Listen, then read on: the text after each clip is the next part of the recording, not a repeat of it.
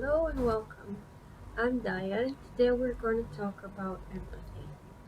I guess I've been wanting to do this video for quite a while, but today the lightning bolt struck me. So here we are, talking about empathy, the ability to put yourself in someone else's shoes and feel what they feel what it would feel like if you were in that situation, remember what it feels like to be in their situation. And usually empathy brings results of acting compassionately towards the object of your empathy, wanting to lessen their pain, their suffering, wanting to make them feel good, to make them feel better, to ease their pain. This is how I understand empathy. Now, with the narcissism community growing, and by that I mean knowledge about narcissistic abuse cycles and cluster B abuse, the knowledge about empathy has spread, and there's new subsections of what empathy means. You've got cognitive empathy, emotional empathy. To me, it's just rubbish. The way I see it, either you feel it or you don't. Either you're able of recognizing what it would feel like to, I don't know, be homeless and not have a roof over your head when it's raining, or you don't. Yeah, I mean, you gotta have some imagination, right? Because not all of us have been homeless. This is just a mere example. To me, having empathy means seeing someone in pain and being like, oof, that's uncomfortable. I know what it feels like.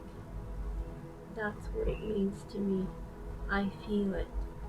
It's not about cognitive empathy, and this is why I think cognitive empathy is no empathy in my book. Okay? I'm just here to share my own thoughts and perspective. But to me, cognitive empathy is just basically another one of those hooks that a narcissist will put inside your psyche to make you feel like you're safe. It's a false sense of security, because it's not like they feel it, because they don't. They can't feel it. They believe that they're above other people, and so why would they reduce themselves to the level of this poor human being who is homeless? They would never, ever be homeless, right? Because no, there are no narcissists who are homeless. I digress. So the way they view it is, and not all of them, of course I cannot generalize, we're all different human beings. Even when we speak about narcissists, there are nuances, and there's different degrees of narcissism and different schools of narcissism. But the way they're able to mimic the actions resulting in observation of human behavior, and knowing that, ooh, I view it almost like a Terminator screen in their cognition, in their consciousness. They have like, oh, I got like 1, 2, 3 different options. Which one am I going to choose? The first one looks like a real human behavior. I'm going to pretend like I care, and I'm going to tell that person that, oh, that must feel bad. Or I'm going to invite them to my home when they say that they don't have a place to sleep. It's just basically no real emotion that is triggering the compassionate action. And if you're really aware, you would notice that the actions that they come to you with are not really compassionate. They're lacking content, substance, real emotion. You don't feel it in their heart like they truly care. It's more like a cold, there you go, take a sandwich and get out of my face, homeless person, right? It's more like a condescending sort of action that serves their omnipotence in their heads, because they feel like they're above you. They wouldn't need that sort of action, right? Because they would never need help. Needs is something that is looked down upon by a mentally unstable, sick person.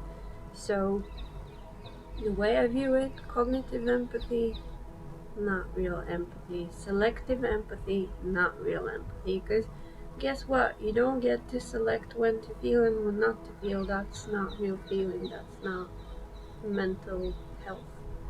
Either you feel it or you don't. Granted, if you saw your sister being homeless and if you saw a stranger being homeless, you wouldn't get the same scale or level of emotion, but you would still feel something. You would be able to go there emotionally and logically, of course, cognitively, in your head.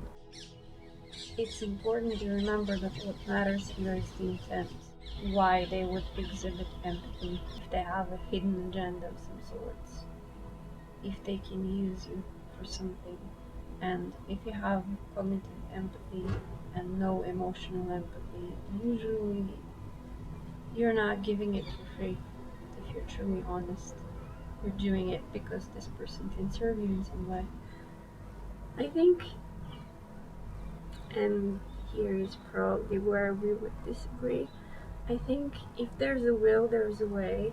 So if you train yourself, you might even be able to develop empathy, real empathy, emotional empathy.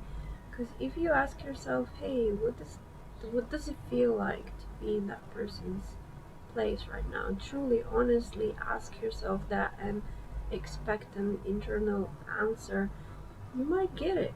And then there you go, you got the feeling, right? And it might feel like a really dead muscle, but with time it might grow. And what do you know, maybe a couple of years later it happens all by itself and you feel empathy for other human beings. And here lies the big, huge change, because empathy can awaken a lot of good things down the way. Counter to popular belief, I think that some narcissists with enough self-awareness, which a lot of people say that they lack, can heal. It's probably a very, very long process. Even some Vaknin says that he has healed 47 narcissists, right? Last time I checked. And he says that they know how to exhibit empathy. I don't know if they feel it. I don't know. I haven't been there, but I think it's possible. With God's help, anything and everything is possible. So thank you for watching this video. Hope you enjoyed it. Please share your perspective. I'm okay with